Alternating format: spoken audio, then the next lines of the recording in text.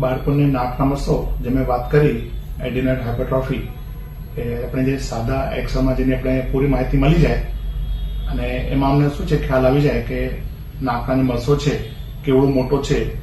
Medical ભાષામાં અમારી એને ગ્રેડિંગ હોય 1+, 2+, 3+ અને 4+. અને ખરેખર તો 1+, 2+માં તો બાળકોને લગભગ લક્ષણો કે સિમ્ટમ દેખાતા નથી, કોઈ તકલીફ રહેતી નથી. અને જે એક્સરામાં લાગે કે આપણે એને 1+ છે તો અઠવાડિયે 2 અઠવાડિયા દવા લેવાથી મટી જાય, 100% મટી જાય છે. અને 2+માં હોય એ પણ દવાથી મટી જાય, પણ દવા લગભગ 4 કે 5 અઠવાડિયા લેવાનું હોય.